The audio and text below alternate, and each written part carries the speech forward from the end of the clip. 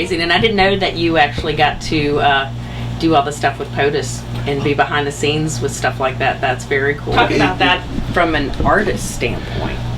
How do you get involved with, or how that works? How that was your experience with it. What you can share of that, because I think that people don't think of artists in Air Force Base. Yeah. Okay. I wind up. Well, when I graduated from VCU in 1999, I wound up opening my own studio, Helms Studio, which I worked out of an apartment, but I started advertising to a lot of different agencies, book companies, the military, you name it. And it was probably about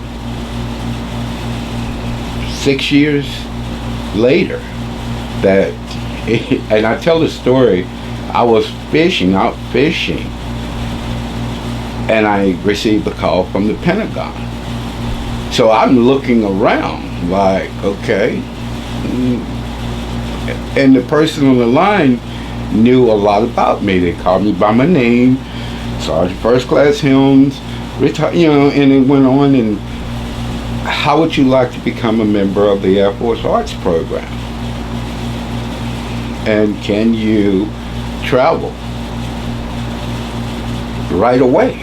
The answer is yes. Yes, right away I can. So it started with that, and again, I had some contacts from the Pentagon, set up my travel itinerary, and they sent me, my first trip was to Orlando, Florida. I went to the naval base down there to do some work, shoot photographs for a week. Turn home, you have anywhere from a year to two to paint as large or as much as you want. And they will select from that, and it goes to the Pentagon or it goes to different Air Force bases. So that started off, I did Orlando, and then I did, Houston, went out to Texas. And the third trip was up to Andrews Air Force Base. Very exciting. And this was all during the Obama administration.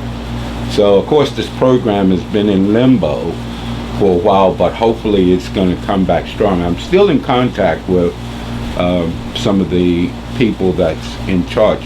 We did lose a member, very valuable member of the program back when COVID started.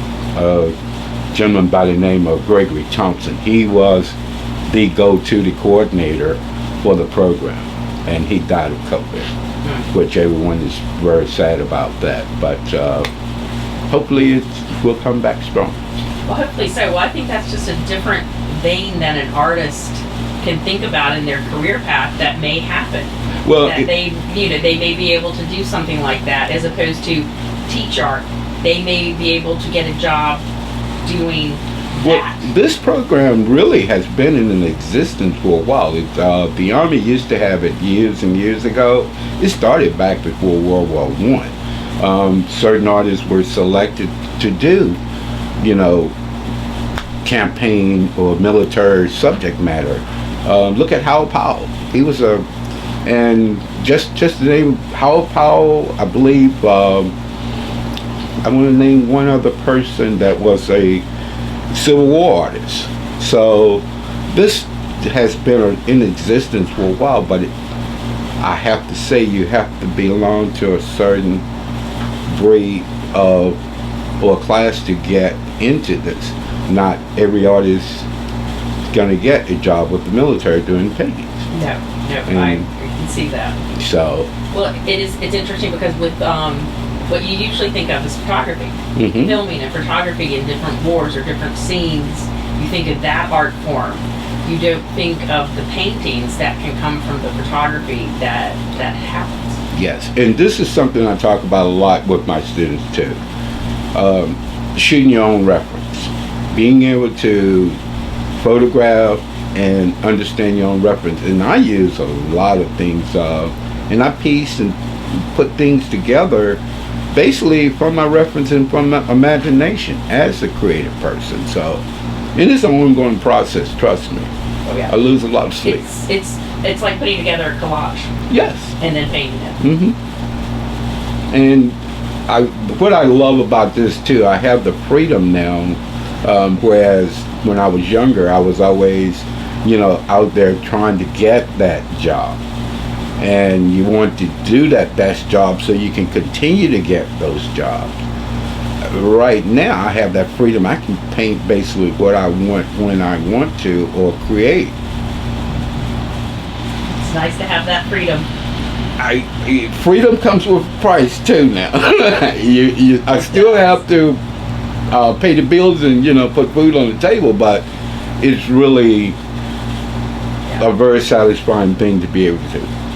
It's what I call is when an artist designs a career pulling together many different things, many different projects and many different tasks, many different, like almost jobs is probably a good way to make it work, because usually artists have to do different things. Artists have to teach. They can also create, but they also have to do other things. Oh yes, you do. To make it all work. You are very lucky if you are an artist that you can just paint and sell your artwork and pay all your bills, because that does not happen very often. That happens that often. But you have to believe in yourself, and you have to keep trying. You don't give up. That's the key.